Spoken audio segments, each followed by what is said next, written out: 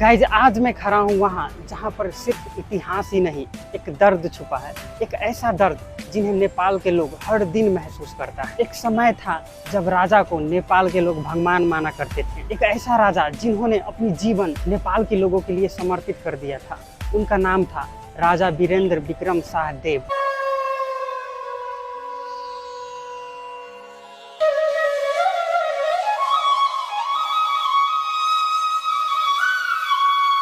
पर एक रात अंधेरा छा गया। एक परिवार, एक इतिहास, एक साम्राज्य, एक साजिश के अंधेरों में खो गया।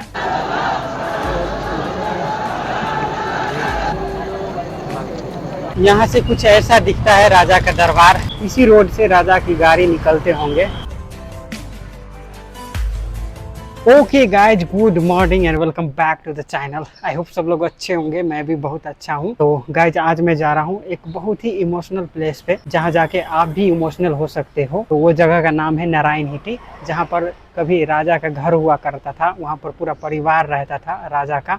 और फिर एक ऐसी समय आया कि आज वो म्यूजियम में कन्वर्ट हो चुका है। वो एक म्यूजियम बन गए हैं जहाँ पर आज भी राजा का गाड़ियाँ, राजा का सामान, राजा का राज मुकुट सब कुछ वहाँ पे पड़ा हुआ है।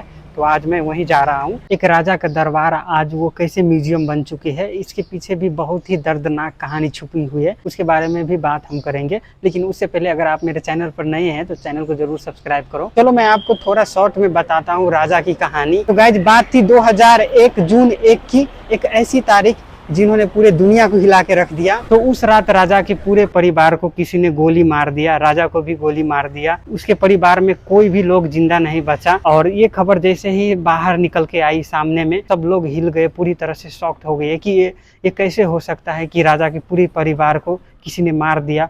और इसका सच्चाई अभी तक सामने नहीं आया। हालांकि बाद में इन्वेस्टिगेशन टीम ने जांच किया तो ये बात पता चला कि उनके ही बड़े बेटे राजकुमार दीपेंद्र ने ही गोली चलाई थी। और उन्होंने ही अपने परिवार, अपने माँ बाप, सारे लोगों को गोली मारी है। वजह बताई गई कि वो एक लड़की से प्यार करती थी जिसका नाम दिव्यानी राणा थी शायद।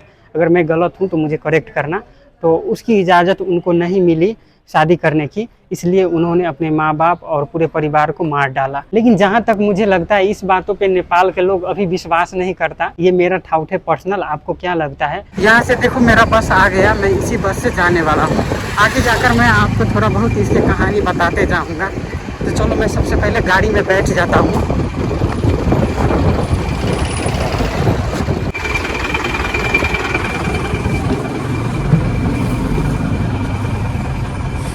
ये बस पूरा खाली पड़ा है।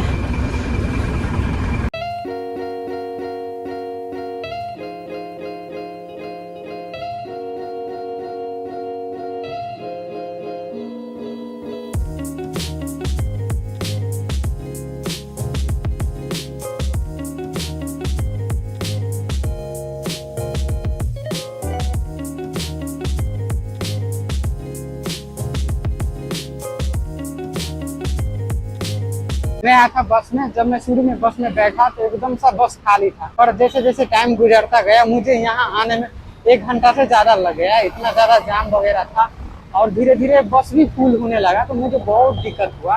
अगर आपके पास थोड़ा बहुत बजट है तो आप बस में ट्रैवल ना करके आप पठाओ या इन ड्राइव से बाइक बुक करके आप आ सकते हैं इजीली। थोड़ा ज्यादा पैसा लगेगा बट बहुत ही ज्यादा कंफर्टेबल होगा। मैं आ गया हूँ फिलहाल सुनधारा के पास। आगे वीर हॉस्पिटल है।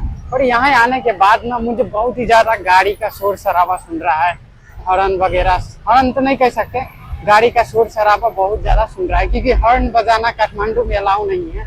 और एक रूल और भी इम्प्लीमेंट हुआ काठमांडू में, शायद आपको पता ना हो तो मैं आपको जानकारी के लिए बता दूं कि यहाँ पर स्मोक करना अलाउ नहीं। पब्लिक प्लेस में आप स्मोक नहीं कर सकते। अगर पकड़े गए तो आपको फाइन भरना पड़ेगा। तो ये नया रूल लागू हुआ काठमांडू में। यहाँ के फुटपाथ कुछ अच्छा नहीं दिख रहा है पर रोड वगैरह एकदम से क्लीन है। इस पे अभी हालांकि काम चल रहा है, इसलिए हो सकता है वायर वगैरह को अंडरग्राउंड कर रहा है, इसलिए ये फुटपाथ इतना ज़्यादा खराब दिख रहा है। बाद में ये भी ठीक हो जाएगा। और यहाँ की रोड देखो एकदम से अच्छा है, क्लीन है। यहाँ पर काम वगैरह चल रहा है इसलिए इसकी हालत ऐसी हो चुकी है। ये ना ललित कला कैंपस, इसमें आप आर्ट्स, फाइन आर्ट्स वगैरह पढ़ सकते हो। यहाँ से गाड़ी आएगा, सिर्फ जाएगा एक भी नहीं गाड़ी। डिसिप्लिन देखो, सिर्फ गाड़ी आ रहा है जाएगा एक भी नहीं। देखो वहाँ से एक भी गाड़ी नहीं आ रहा है, बस इधर से जा रहे हैं। अगर आप काठमांडू आते हो तो आपको एक चीज़ भी पता होना चाहिए, कहीं कहीं पे ना वन वे रोड होता है, जहाँ से गाड़ी सिर्फ आ सकते हैं, जा नहीं सकते। जैसे कि ये रोड देखो, यहाँ से सिर्फ गाड़ी आ रहा है, उधर से एक भी गाड़ी नहीं आ रहा है, यानी कि ये वन वे रोड है। अगर आप इस नियम को पालन नहीं करते हैं, रूल को ब्रेक करते हैं, तो आपको भारी फाइन भरना होगा।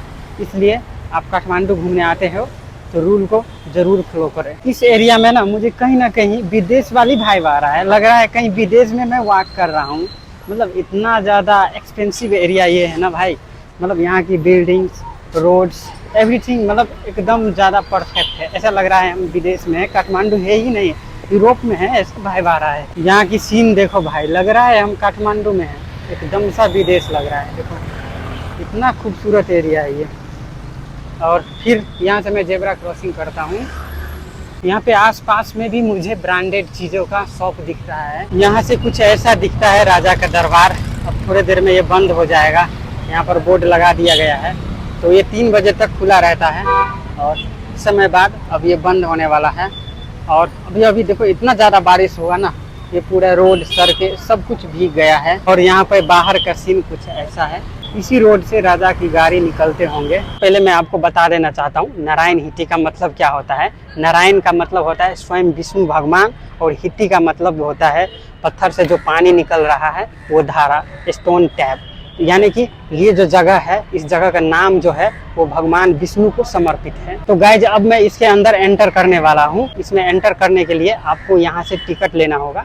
यहाँ पर टिकट काउंटर है। अगर आप नेपाली है तो आपको 100 पे करना होगा। अगर आप यहाँ के स्टूडेंट है तो आपको 50 रुपीज़ पे करना होगा। और आप इंडिया से हैं तो आपको 500 पे करना होगा। नेपाली करेंसी की बात हो रही है।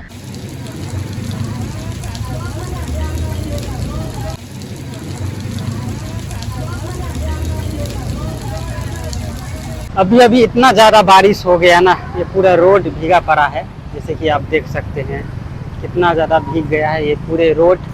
Well good morning guys. तो कल क्या हुआ मैं आपको थोड़ा शॉर्ट में बताता हूँ।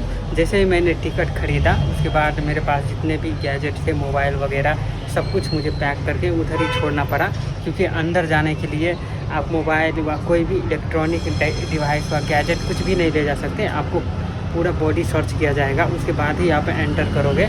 लेकिन उससे पहले ही बारिश स्टार्ट हो गया, एकदम से बारिश होना शुरू हो चुका था। तो बारिश ने अपना काम कर डाला। वैसे भी हम लेट गए थे तो हम अंदर तो गए, लेकिन अंदर जैसे ही मैंने एंटर करा तो मुझे ना एक बहुत ही बड़ा खाली सा एक प्लेस देखा, एरिया, जिसमें गार्डन थे। और गार्डन को ना बहुत ही ज़्यादा मेंटेन करके रखा था। तो बहुत ही बड़ा खाली एरिया था, उसमें पता नहीं कितने गाड़ी उसमें हटा सकते हैं। तो जब विदेशी मेहमान आते थे तो उसी में रुकते थे, उसका गाड़ी उसी में पार्क होते थे पहले। तो जैसे आप आगे बढ़ते हो तो आपको एक बड़ा वाला इंट्रांस हॉल देखने को मिलता है। उसके अंदर रेड टाइप का कारपेट और वॉल पे पुराने राजा महाराजाओं का पेंटिंग लगा हुआ होता है, जो कि बड़े बड़े साइज़ का पेंटिंग होता है। और हर रूम को ना अलग अलग तरीके से सजा के रखा गया है। उसके बाद आता है बहुत ही दुखद जगह, जहाँ पर राजा को गोली मार दिया गया था।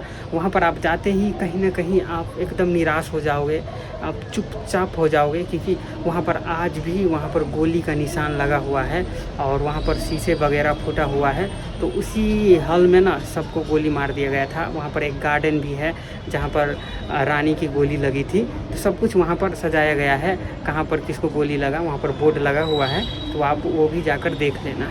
फिर एक जगह पे आपको मिलेगा बहुत सारे गाड़ी का कलेक्शन, जहाँ पर राजा महाराजा यूज़ करते थे वो गाड़ी, और राजा वीरेंद्र के गाड़ी भी आज वहाँ पर पड़ा हुआ है।